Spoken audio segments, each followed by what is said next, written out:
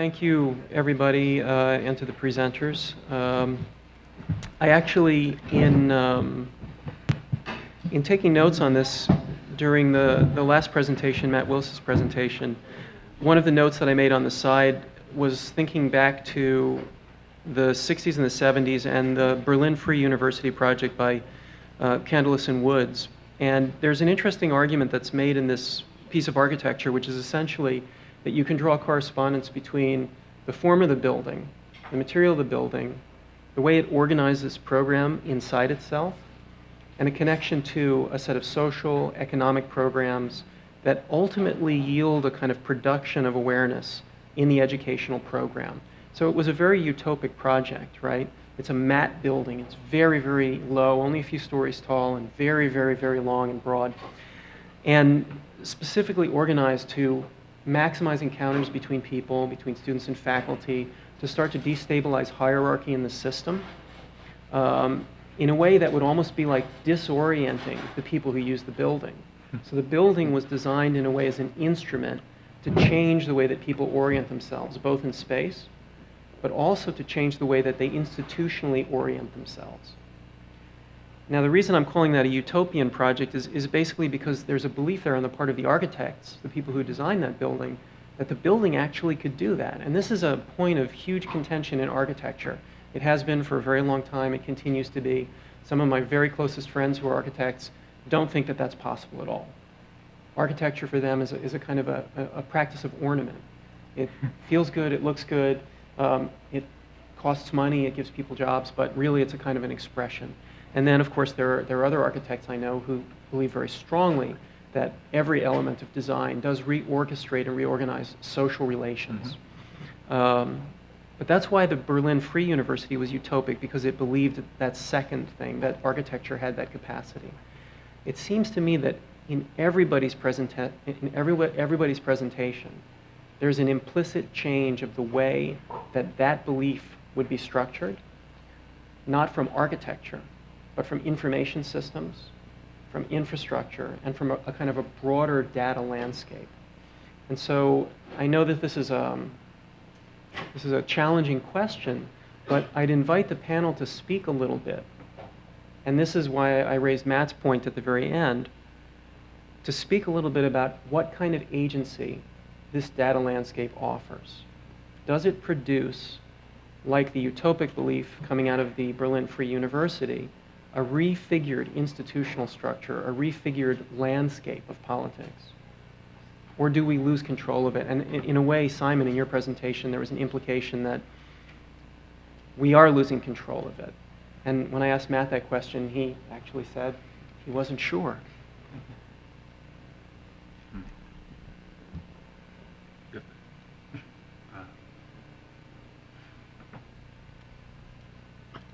I think that in a way, data is sort of agnostic.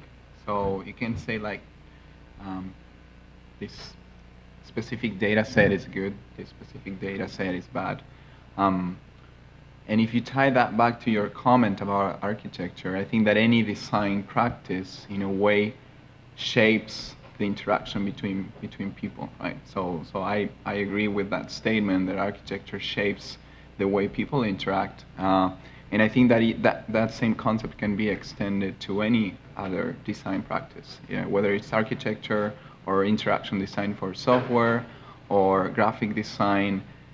By defining the constraints in which people move and interact and the rules by which they interact, it shapes those interactions and it defines the space in which those social interactions can happen. So if you take that back to data, I think that it's less important what data is collecting and how it is shared, but it's much more important what are the rules by which the interaction between people and data happen. So the question ends up being who's defining those rules? Who's creating the rules that allow people to interact with data that's being generated? Nico, you were suggesting in the prediction market example that you gave that there's an incentive, an economic incentive, which actually changes the result of the prediction market. So if you ask people to predict the outcome of a particular thing like an election, but you don't give them that incentive, you actually get a lot of variation across the prediction. But if you start giving them an incentive, you get a bell curve that starts clustering closer and closer to the answer. I'm thinking of the kind of prediction markets that people like Robin Hanson were involved with maybe 15 years ago. The very badly viewed but fascinating and provocative prediction market around betting markets around assassinations that Poindexter, I think, took some heat for a while back. And the fact of it is that that incentive actually does drive the market towards a certain kind of accuracy. It seems to me, and this is an example that I'll draw from another writer, favorite writer of mine, John Brunner. It seems to me that there could be different ways of doing analysis on those prediction markets. Back in the 70s, Brunner essentially used the prediction market as a way of imagining a future where there would be gaming, betting markets. The population would participate intensely in them because they could make money in the betting market, but there would be a behind-the-scenes kind of analysis that's consistently run on the betting market to try to understand and use the crowdsourcing of that community to use that information to make decisions, political decisions, infrastructure decisions, military decisions, and so forth. And this gets back to the question I asked Chris at the beginning, to what degree we could imagine a transparent, crowdsourced, anonymized intelligence system that would in some way actually be usable by the military, but would still maintain anonymity. It seems to me that those are related, how you incentivize someone. The incentive that you showed in the hacker community, Chris, was essentially a strong incentive, an ideological incentive, maybe fragmented across many different positions, but cohesive in its energy and its passion. And it seems to me that that's one of the incentives that drives them. Yeah, I actually was saying I wish I went last for the presentations, only because as a planner, as a guy who's been to be given tools and then to figure out tools with information and figure out what you could do with it. Of course, me with the evil, brain going on, was taking each of the talks and saying, wow, with this way of looking at a problem, I could do this, this, or this. A gentleman in the back said with the transit as an example, what if I drove everybody to a bridge? Okay, well, why would you be doing that as an example? Okay, now I'm a bank robber and I want to use the Lincoln Tunnel as my escape route, so I need people to drive over here, or I need to cause a divert. There's a reason why I'm doing this. And the same with the bicycle analogy.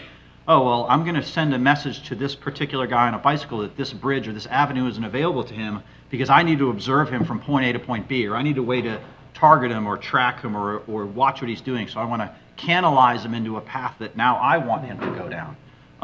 The funny thing is we were talking about, are a lot of these things good things or bad things, and at the end to say, is the cat out of the bag? And you could go back to, was the invention of gunpowder a good thing or a bad thing? Well, there's lots of, say, positive and negative uses for weapons as an example, and to say maybe cyber is just now one of those new things that the cat is out of the bag and now people are trying to do things with it. And I'd end it with this is, where the military and the government struggle, and again, just get back to the talk of how you can leverage this technology to both, defend an infrastructure or maybe engage in other infrastructure for whatever reasons, is the tools are the unique thing.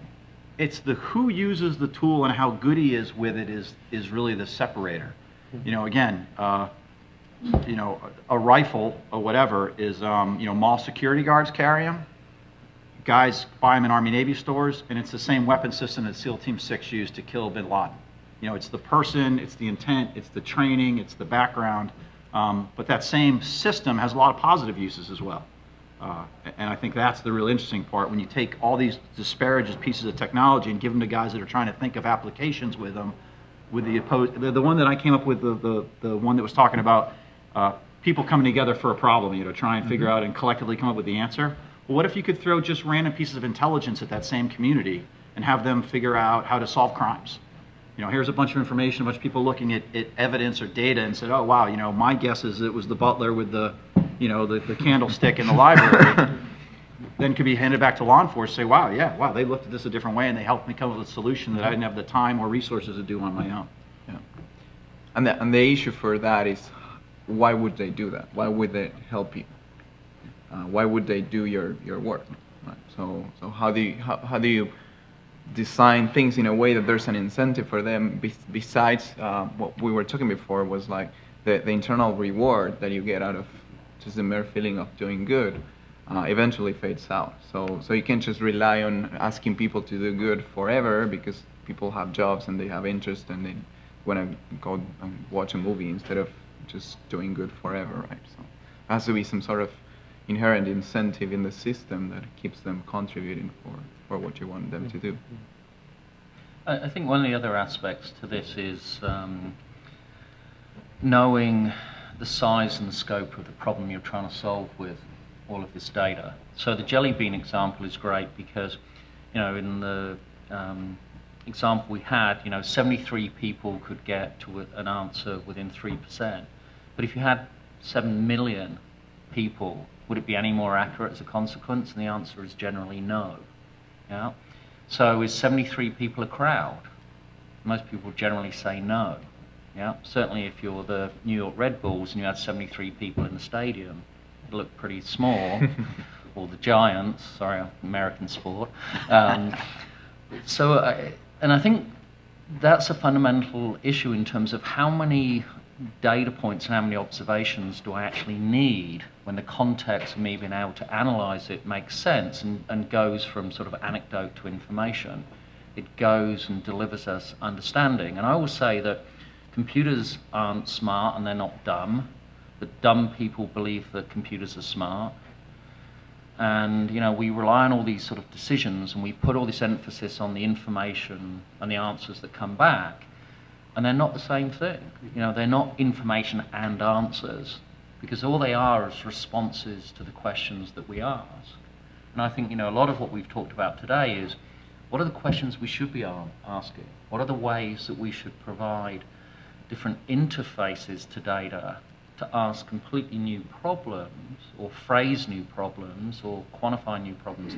And should the process of interaction generate information which is itself useful to driving the process? And I think we were talking about that in the break. Yep. Yeah, I think this consideration of scale is really important. Coming back to architecture, if you construct a bridge of steel or whatnot that can hold a certain amount of weight, you can't construct that same bridge at a quarter scale or 10th scale and have it carry the same weight, because the atoms within that material have not changed scale as well. And go the other direction, you can't expand that bridge of the same material to a planetary scale and expect it to behave in the same way. And so I think while we're talking about big data and considering big data, it's important to recognize the components that scale and the components that do not scale. If we're talking about human interactions, conversations, and whatnot, those things do not change dynamically in the same way that your numbers of contributors can change, for example. So because we're designing these systems, it's really important to consider that. And coming back to an earlier point, the more we design for people with intrinsic incentives, the more likely we are to have systems that function well as they move across scale, and that will be successful because people will be inclined to use them and use them for purposes that are beneficial to themselves, which will help with the endurance. Yeah, I think that's a really interesting point. If you look at Facebook, we've all got friends, but we've got lots and lots of friends on Facebook, and Facebook goes out and says, help a friend, or LinkedIn comes out and says, help your contacts increase their contacts. That's not actually aimed at benefiting me. That's actually aimed at benefiting Facebook and LinkedIn to understand the connections that are out there. And you've got businesses, as Ed and I were talking at the break, which are actually getting business value by connecting you all together in a social business and social context and a business context, all these different contexts, and are working on top of that. And I'm not sure that it's always in our own good, and that when we volunteer up all this information and somebody analyzes all those connections. Now, I know from the work we do in the military area, the sort of link analysis we do for security is fantastic. Putting together context of Ushahidi data in a disaster to understand where there's concentrations of people, where we should triage the disaster response. That makes a lot of sense to me. Helping insurance companies understand where traffic accidents are and traffic flows are to improve the transportation systems and work with government to reduce accidents by improving road safety. That makes sense to me. But there's always an edge, I think, where suddenly the information that me as an individual is being plucked out from the crowd, where I get sort of very nervous about what does it mean, because of all this other information that's been volunteered, and then the scale of going from you're one of many to you're one of a few, and you're actually one of one, and because you're one of one, I'm now going to connect you to all these other people that I think are like you, which I've also identified to be one of one. Yeah, and Dr. Thompson, you hit it as well, to say that we have an IT infrastructure that's built and pretty well understood by the guys who make it, how packets transfer, how information is routed, and the infrastructure is self-repairable, and traffic will get where you want it to go for the most part.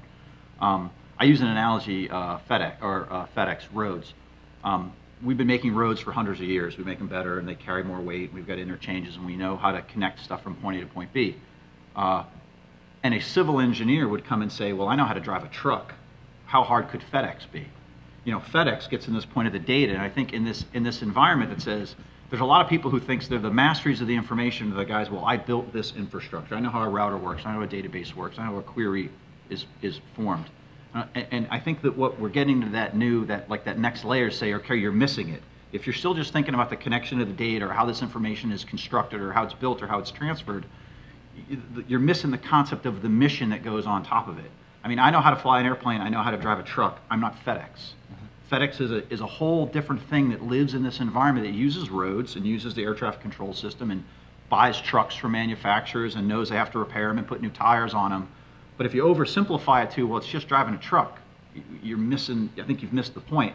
And I think what you guys hit on is now that we're beyond that, it's that next layer. Okay, now that this environment is built, and it'll get more and more sophisticated, but now that it's built, what can we do with it to go beyond just traffic being routed and equipment being produced, which is really, really cool.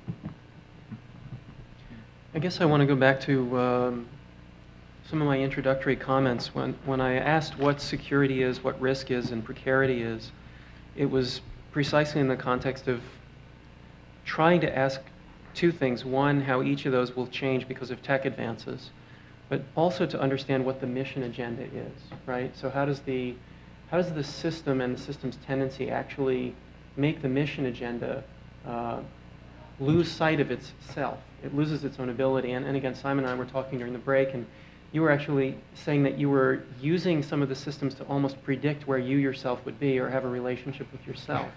That almost struck me as a great science fiction plot line, right? You know, a kind of a looper plot line. But in all seriousness, I feel like certain systems build their own futures into themselves. They have to, because if they're a prediction system, they have to build their own future into themselves. And some of the instrumentalities of those systems actually build blind spots in as well. So I'm especially curious how on a larger population scale, those systems actually start by building blind spots into themselves to miss the obvious connections. You know, I cited the 23andMe data set. Imagine that scales up by a factor of 10, by a factor of 100, and a certain percentage of the people who are contributing their genetic data make it public. Now that in general seems like it'll be beneficial to medical research, but there could be insurance companies around that data, depending on the political climate, which change their attitude towards the people they're insuring. And that's a very simplistic example, obviously. It seems to me that those unanticipated relations are what we're struggling with right now. We can use a standard definition of mission to understand how we will use predictive capabilities to understand how we can achieve our goals. But defining a very different kind of mission is what we're losing sight of. So I wonder how we can speculate about not big data necessarily, but this overall landscape, and how it will remove our ability to perceive that kind of mission definition. So one of the things that I was thinking before was this issue about privacy and anonymity, where if you went back to a few hundred years ago, or you go now to any rural village in the developing world, it's almost a silly question, right? If you live in 100, 200 people village, everybody knows where you live, everybody knows who you're married to, everybody knows how many kids you have, and everybody knows almost what you've had for lunch, because you probably cooked it outside or you went like doing gathering all together. So The difference between that and the global village that we're getting into is that I think it's twofold. One is that there's no symmetry, right? In a village like that, everybody knows everybody else, right? So the sort of information that everybody has about you is the same information that you have about everybody else in the same village. Where in the global village, that's not the same situation. And the other thing is that the fact about what information is available to the rest, it's transparent, right? You know that everybody knows where you live. And you know that everybody knows who you're married with and how many kids you have and what you had for lunch. But right now in the global village, you don't know what everybody else know about you, right?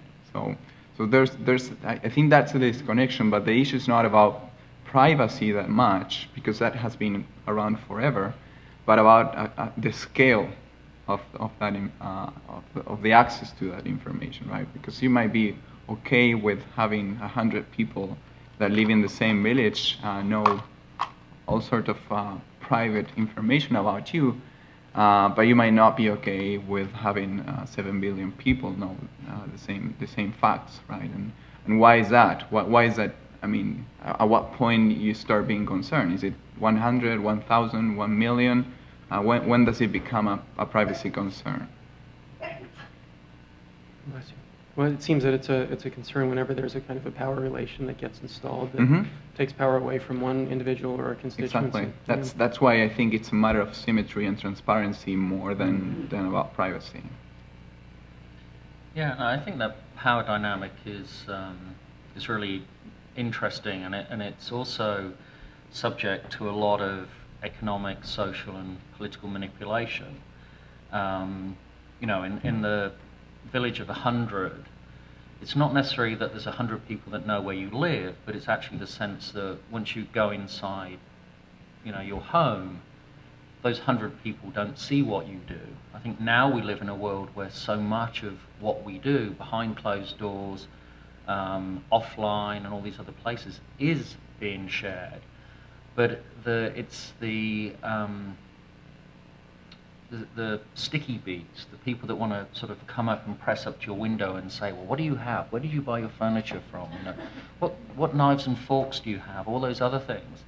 You know, before you could protect about that in that village of 100, now in many ways the digital divide has become that sort of sticky beak all the time, that it's this sense of pressure on your unique and individual space.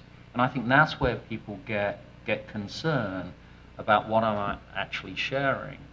And there's no physical boundaries, and there's in some ways a lack of that kind of legal artifacts, the things that I can say that this is actually mine, this is my property, you can come on here by invitation, and oh, by the way, if you're the federal government, yes, you have rights too, but as an individual, you know, I can defend this. And in the digital domain, that's really loosely defined, and that our relationship as an individual is with so many more than just those 100 people or the village. No, we are individually looking at every agreement we have with everybody that we're participating with. And I think that is overwhelming, because then what we do is we generalize and we conceptualize, and our conceptual understandings might be wrong about this, and then people can exploit that in whichever ways they want, or they can economically benefit, they can do lots of different things. And I think, you know, we as a society owe it to ourselves to almost define that physical representation of our digital selves. You know, what is my house in the digital world? What is it actually unacceptable to be pressing up against the windows and looking at me on the inside? Because I don't want to live in a goldfish bowl. You know, I want the walls, and I want to be able to draw the curtains. Yeah, perhaps we could open the floor up to the audience again. Yeah.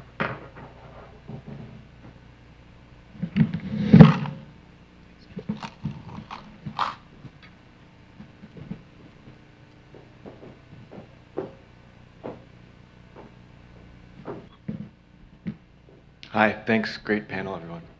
Wanted to know if you wanted to comment about the controversy very related to the last thread about do not track features in browsers, and interesting showdown now between the Microsoft Explorer defaulting to do not track and the ad agency industry association apoplectic about this, basically. And those of you who have iPhones with iOS 6, if you go into the settings and go to privacy, you don't find the setting to disable iAd tracking. That's hidden away in general, about, legal, all the way down at the bottom, and the language is so obfuscated that you turn it off, do you turn it on, am I being tracked? It's definitely an intent to, on one hand, provide, opt out, but discourage it at the same time. So what do you think is at stake here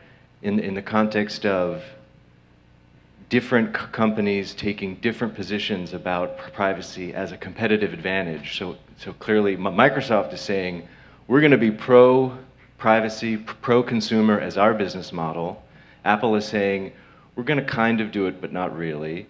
And then other companies, making different kinds of attempts. What is sort of the business case here?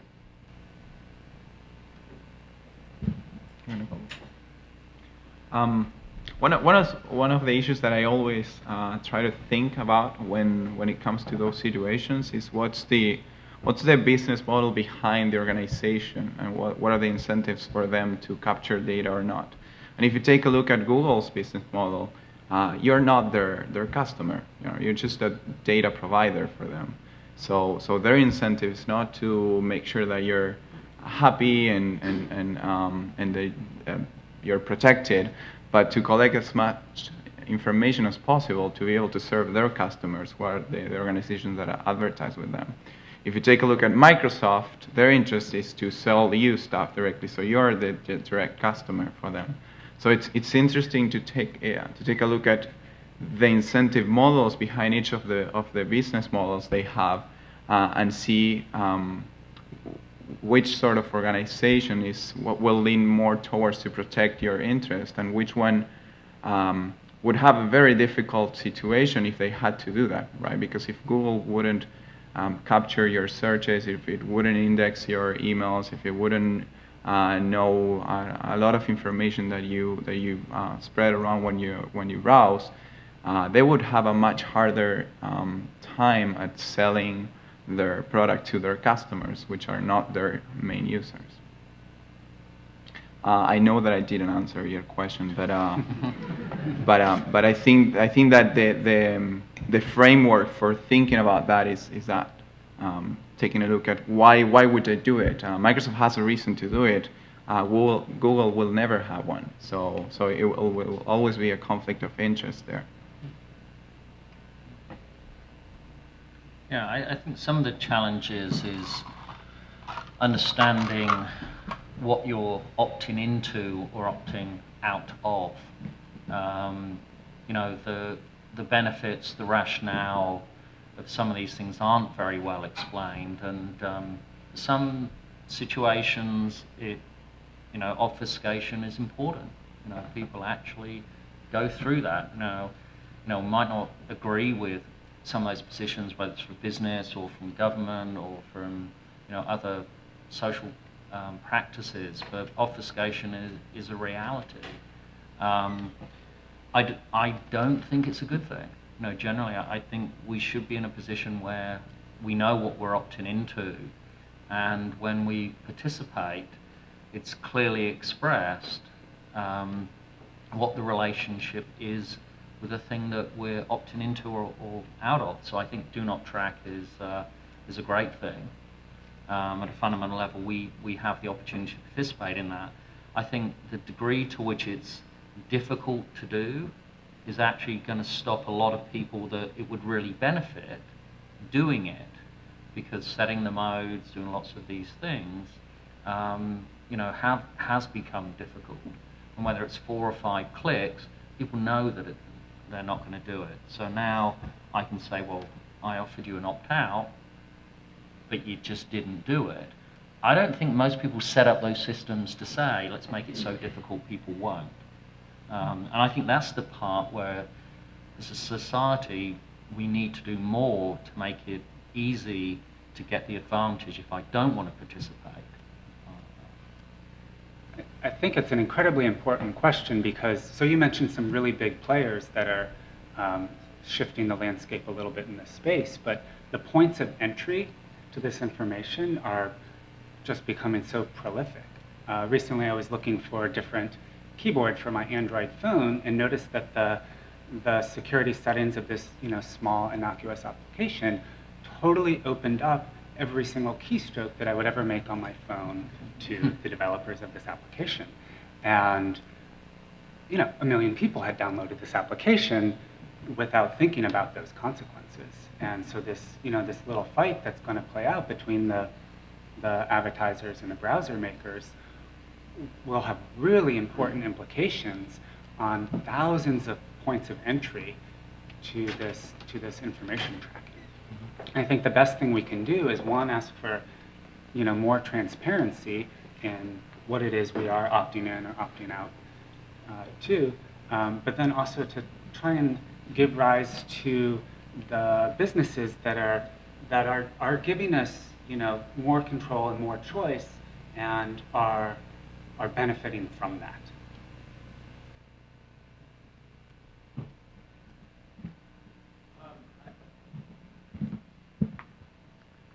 So this question's developing in my mind as I speak, but there's a tool out there, I don't know if it's just for Apple products or Macs, it's called Pray, and it allows you install it on your computer, and essentially it provides you with sort of an insurance plan. If your computer gets stolen, you can then track where your computer ends up. And I have a friend that used this product successfully to trace his computer back. It's actually a really clever program. It even takes photographs through the camera, and it basically gives police a smoking gun, if you will, to, again, retrieve the computer. I'm wondering if anyone on the panel can speak to sort of the prevalence and emergence of this sort of fight back opportunities in the world of data. So we've just been talking about sort of the browser versus advertisers and their ability to track us and essentially make profit off of our sort of lack of knowledge about what they're doing. And I think that is really the case for people outside of sort of the design, technology, IT world. My mom, for example, or my sister, they don't think about any of these things. And so as you scale up and begin to use big data for consumer marketing purposes, you really shape culture and you really shape sort of the economic landscape. I'm curious about opportunities for, again, fighting back and tools that can, like Pray, give the consumer an opportunity to, I don't know, track the trackers, if you will. And I'm just not familiar with the landscape. Pray was new to me, and I'm wondering, is there a precedent for this? And does it have to be driven by the marketplace? Does there have to be an economic incentive to create these tools? Or can we hope that there's, sort of groups akin to Anonymous that can help us? So I think that the CrowdStrike guys, as an example, who are coming up with this new way of doing security, maybe a little aggressive, that opens up an interesting point. So you steal my phone is stolen, and now I can track it. And I track it down to a locked locker, or it's in somebody's house, I knock on the door and nobody's home. And I break into the house and I get my property back. So now what's the interesting, the model is, well, they stole my property and I stole it back. But what if I'm the one caught in the process of confronting the guy, or beating him up, or breaking into his, and I think that's the more interesting thing that's going to start happening is, hey, you stole my property, I found you, I found out that I outweighed you by 50 pounds, and I took my phone back, and I beat you up in the process. Don't do this again. Or I found you, and you outweighed me by 50 pounds. Ooh, call in backup. Maybe I will dial 911 now, because I'll let them deal with it. And I think when you start scaling that a little bit more, and now I can prove through a hacktivist organization that there's stolen information residing on a computer somewhere, and I go destroy it or delete it. Oh, was that did I do something illegal? What if I just went in and encrypted it, and then encrypted that file and sent it to the FBI and said, well, here's the password to unencrypt it. So the equivalent of you broke into my house, I'm just going to hold you at gunpoint till the police show up. And if you don't show up, well, I'm just going to leave you handcuffed in my front yard, and the squirrels can deal with you because I'm, so you're not going to show, but I'm not going to let you get away either. Do you want to sit here? And I think that's a real interesting concept. Sorry. Good. You saw my slide, right? My background, the way I was raised, and all the other stuff. It's the fact you're saying I. Yeah. Sorry. I collectively. I the collective. Yeah. There has been a story a month ago or so about a guy that had his bicycle stolen, and he started Googling in Craigslist and eBay until he found the same bicycle. I'm not sure if you saw the video. Yeah, he found his own bicycle being published there, and he called the seller and prepared with a few friends a whole ambush to get back his bicycle. And there was even calling to the police and running this guy that was trying to escape. He denied everything. At the same time, he was recording the whole thing, trying to have him confess so he could have that as proof to have him go to jail. So that's an example of what you're describing there, and it's completely documented and online. He basically used the whole tools that internet provides to get back his bicycle. I don't think the squirrels were. Sorry, it's the first ferocious animal that popped in my head was a squirrel. I think when you look at it from a government standpoint, so now you're going to have a company, an organization that might go out and at a large scale protect another company, but maybe you're protecting them from a nation state. So the whole poke the bear analogy. Well, what if now a private company goes into another nation state, which maybe is state sponsored but not, and pokes it? Hey, I saw something from your country coming into my country, engaging a criminal activity that I will maybe choose not to acknowledge. So it looks like you came after a citizen or whatever it is, and then you could see how that could potentially quickly get out of hand. The hacktivist kind of wars, the Hainan Island when the P3 incident in Hainan Island when the F-8 Chinese fighter crashed into the P3 and the P3 landed in Hainan Island. There was a big hacker kind of war that spawned up right after that. And there was some argument that it was sort of instigated by the Chinese government, like, hey, go give these guys a hard time, but we'll separate ourselves. And how do those things theoretically quickly spin out of control if all of a sudden you started engaging maybe privately another country's infrastructure, another country's organizations that may not like the fact that you're in there doing that stuff? Yeah, I think one of the aspects to this is that we're much more socially and societally organized to deal with physical assets. So the computer example, it's reasonably obvious and there's good business opportunity to protect and track that computer. But look at the issues going on at the moment about, selling digital music again. So if I buy that music and you deliver me a bunch of ones and zeros, do I own it and can I resell it? No, is it the original work, derived work? If I make a copy of this and sell that and I keep the originals, am I outside of the legal construct of commerce? And there's lots of very, very interesting challenges in terms of, if I digitally poke the bear, between countries, what does that mean? When that P3 was landing, they were all busy breaking the hard disk and doing all this stuff, so the technology wouldn't transfer. What does that mean when we start transferring intellectual knowledge and intellectual capability and capacity from a digital perspective? And I think, this really gets at a social question that at the moment we're not very well organized to deal with. And I think that's probably the biggest issue that we have. And then there's a lot of noise about small things, because just like the keypad example, installing it on your Android and it's recording every keystroke, small things will have huge implications if people see a way to apply those outside of the original context that we as society and individuals understand. And I think that really, what we're doing here and what the university is doing is bringing and exposing those questions, which I think is an important thing.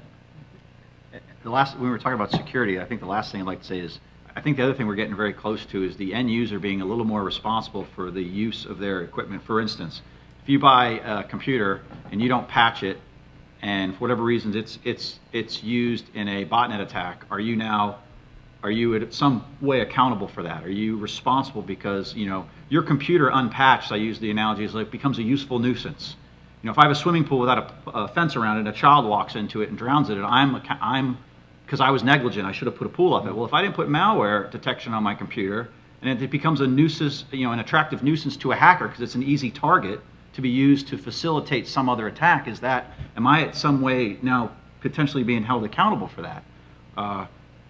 Or can I be shut off in a particular time to say, hey, I've now identified, because I'm your internet service provider, that your computer doesn't have such and such malware protection on it, and I'm just disconnecting you until you prove to me that you can now responsibly use this tool in an environment which can have, can be used for nefarious reasons.